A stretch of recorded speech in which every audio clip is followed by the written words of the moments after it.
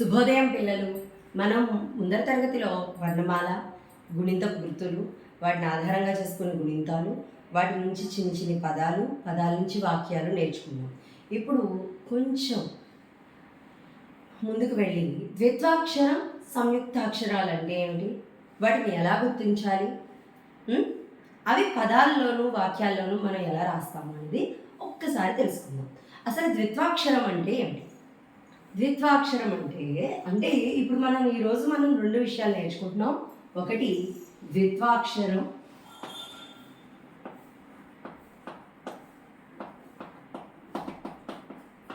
అసలు ద్విత్వాక్షరం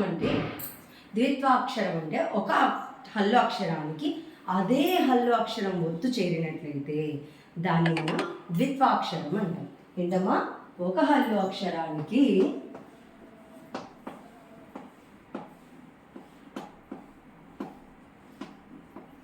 అదే హల్లు అక్షరం ఒత్తు చేరినట్లయితే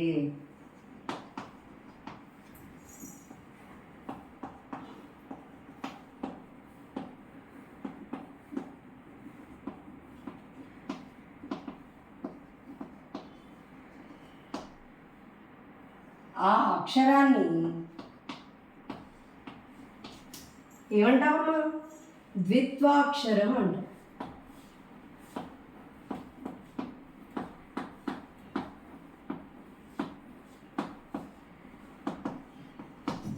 మళ్ళా ఒకసారి చెప్పండమ్మా. ఒక హల్లు అక్షరానికి అదే హల్లు అక్షరం ఒత్తు చేరినట్లయితే ఆ అక్షరాన్ని మనం ద్విత్వాక్షరం అని పిలుస్తాం. అంటే ఏంటి? ఒక హల్లు అక్షరం, ఏదైనా హల్లు అక్షరం, ఉదాహరణకి కా అనేది ఒక హల్లు అక్షరం అనుకోండి. ఈ కా అనే అక్షరానికి అదే హల్లు అక్షరం, ఇది ఒక హల్లు అక్షరం, కా అనే అదే ఒత్తు, అదే అక్షరం యొక్క ఒత్తు క, ఇది ఈ అక్షరాన్ని మనం ద్విత్వాక్షరం అంటాం. అంటే ఒక హల్లు అక్షరానికి అదే హల్లు అక్షరం ఒత్తు చేరినట్లయితే ఆ అక్షరాన్ని మనం ద్విత్వాక్షరం అంటారు. అసలు ద్విత్వాక్షర పదాలు ఏంటి చెప్పగలరా మీరు? చెప్పండి నాతో పాటు. ఉదాహరణకి ద్విత్వాక్షర పదాలు ఏంటమ్మా? అక్క, నత్త, నత్త, తా అనే అక్షరం హల్లు అక్షరం, తా అనేది అదే అక్షరం యొక్క ఒత్తు. నాన్న, నాన్న, చెల్లి, చెల్లి, అన్న, కర్ర, తొర్ర, ఇవన్నీ కూడా ద్విత్వాక్షరాలు, ద్విత్వాక్షర పదాలు. ఇప్పుడు మీకు పరీక్షలు ఎలా ఇస్తాడు అంటే, కింద ఇచ్చిన అక్షరాల్లో ద్విత్వాక్షరాలను గుర్తించండి అంటే అక్కడ కొన్ని సంయుక్తాక్షరాలు ఇస్తాడు, కొన్ని ద్విత్వాక్షరాలు ఇస్తాడు. అంటే కొన్ని సంయుక్తాక్షర పదాలను గుర్తించండి అని అడగచ్చు, లేదా కొన్ని ద్విత్వాక్షర పదాలను గుర్తించండి అని అడగచ్చు. వాక్యాలు ఇవ్వచ్చు, పదాలే ఇవ్వచ్చు. అర్థమైందా మీకు? సున్నా చుట్టమని కానీ, గీత గీయమని కానీ అడగచ్చు. ఇప్పుడు మనం తర్వాత కొన్ని పదాలు ప్రాక్టీస్ చేసినప్పుడు అప్పుడు ద్విత్వాక్షర పదాలు, సంయుక్తాక్షర పదాల మధ్యలో ఒక వాక్యాల్లో అవి ఏమేంటి అనేది తెలుసుకుందాం. ఇప్పుడు ద్విత్వాక్షరం అంటే ఏంటో తెలుసుకున్నాం కదా. ఇప్పుడు సంయుక్తాక్షరం అంటే ఏంటో తెలుసుకుందాం. అసలు ద్విత్వాక్షరం అంటే ఏంటమ్మా? ఒక హల్లు అక్షరానికి అదే హల్లు అక్షరం ఒత్తు చేరినట్లయితే ఆ అక్షరాన్ని ఏమంటాం మనం? ద్విత్వాక్షరం అంటాం. ఒక హల్లు అక్షరానికి అదే హల్లు అక్షరం ఒత్తు చేరితే దాన్ని ద్విత్వాక్షరం అంటాం. సంయుక్తాక్షరం ఇప్పుడు నేర్చుకునేది ఏంటమ్మా? సంయుక్తాక్షరం.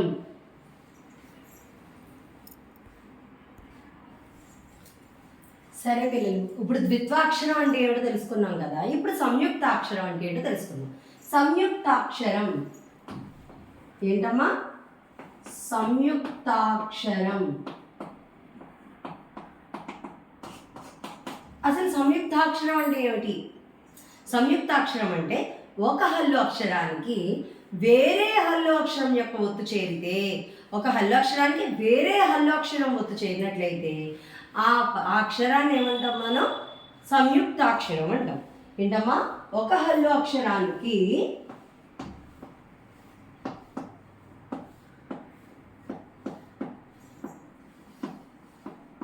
వేరే హల్లు అక్షరం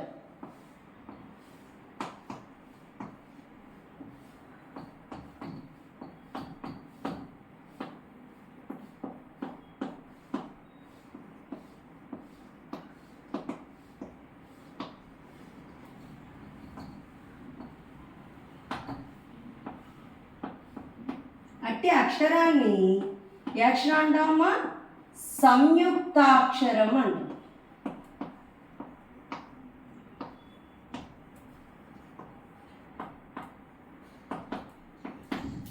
సంయుక్తాక్షరం అంటే ఏంటమ్మా? ఒక హల్లు అక్షరానికి వేరే హల్లు అక్షరం ఒత్తుగా చేరితే, అంటే ఇప్పుడు ఒక హల్లు అక్షరం, ఇప్పుడు ఉదాహరణకి రా అనే అక్షరం హల్లు అక్షరం కదా. రా అనేది ఒక హల్లు అక్షరం. ఈ రా అనే అక్షరానికి తా అనే అక్షరం ఒత్తుగా చేరింది అనుకుందాం. తా అనే అక్షరం యొక్క ఒత్తు చేరినట్లయితే అది ఏమవుతుంది? తా అవుతుంది. తా. ఈ అక్షరాన్ని మనం ఏమంటాము? సంయుక్తాక్షరం అంటాం. అంటే ఇప్పుడు రా అనే అక్షరానికి తా అనే అక్షరం యొక్క ఒత్తు చేరింది, తా అయింది. ఆ అక్షరాన్ని మనం సంయుక్తాక్షరం అంటాం.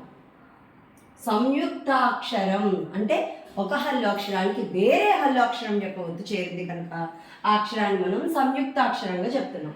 అంటే ఉదాహరణకి కొన్ని పదాలు రాద్దాం. కర్త, కర్త, కర్మ, కర్మ, క్రియ, క్రియ, భర్త,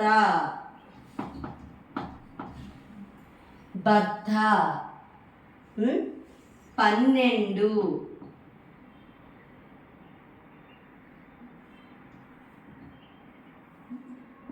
పరామర్శ, పరామర్శ, నెక్స్ట్ భార్య,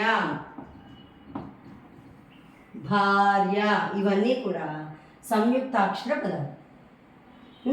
ఒక హల్లాక్షరం భానే భర్త చూడండి, రా అనేది ఒక హల్లాక్షరం, తా ఒత్తు దానికి చేరింది, అదే వేరే హల్లాక్షరం ఒక్క ఒత్తు చేరింది కాబట్టి ఇవి సంయుక్తాక్షర పదాలు అయ్యాయి.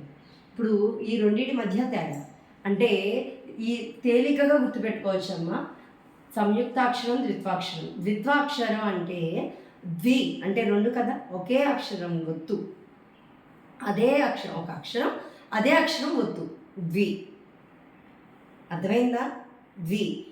అదే ఒక హల్లాక్షరం అదే హల్లాక్షరం ఒత్తు అంటే ద్వి. ఆ రెండు కూడా కలిస్తే దాన్ని మనం ద్విత్వాక్షరం అంటాం. ఒక హల్లాక్షరం ఒత్తు అదే ఒక హల్లాక్షరం అదే హల్లాక్షరం యొక్క ఒత్తు చేరినట్లయితే దాన్ని మనం ద్విత్వాక్షరంగా చెప్తాం. ఇప్పుడు దానికి ఆపోజిట్ ఏంటి? ఒక హల్లాక్షరానికి వేరే హల్లాక్షరం యొక్క ఒత్తు చేరిందనుకో దాన్ని సంయుక్తాక్షరంగా చెప్తాం. అర్థమైందా అమ్మ? ద్విత్వాక్షరం, సంయుక్తాక్షరాలు. ఇప్పుడు కొన్ని పదాలు రాద్దాం, ద్విత్వాక్షర పదాలు, సంయుక్తాక్షర పదాలు. అప్పుడు మీకు ఇంకా ఈజీగా అర్థమవుతుంది. సరేనా?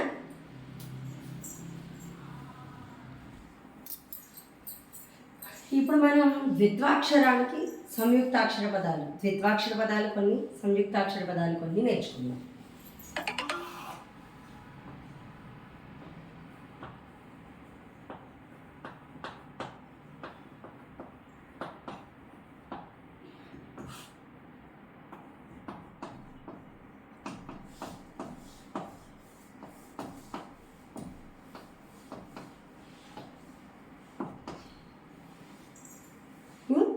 అసలు ద్విత్వాక్షరం అంటే ఏమిటి?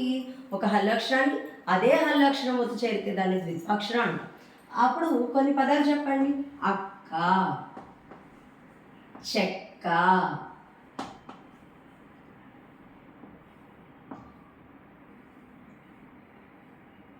రక్క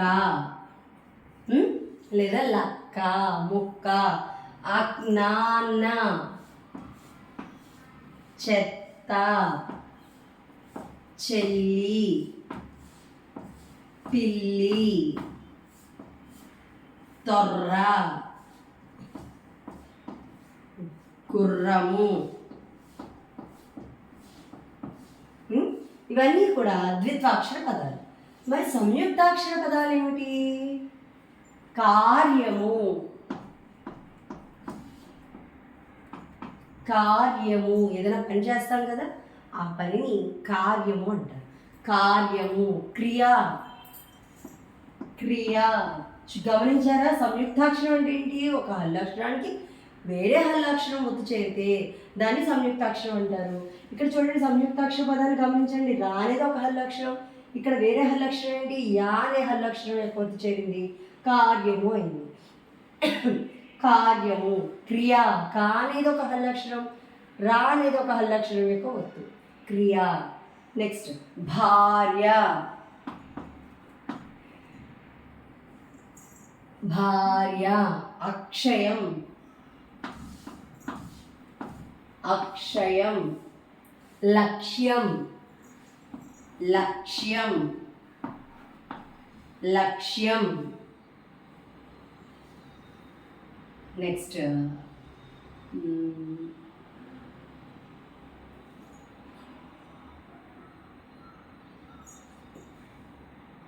కర్మ, కర్మ. ఇంకా సంయుక్తాక్షర పదాలు భర్త,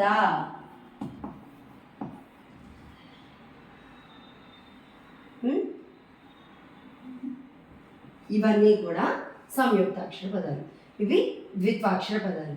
ఇలాంటి పదాలని మరికొన్ని పదాలు మీరు కూడా ఇంటి దగ్గర ప్రయత్నించి నాకు తర్వాతి క్లాస్లో తెలియపరచాలి. సరేనా?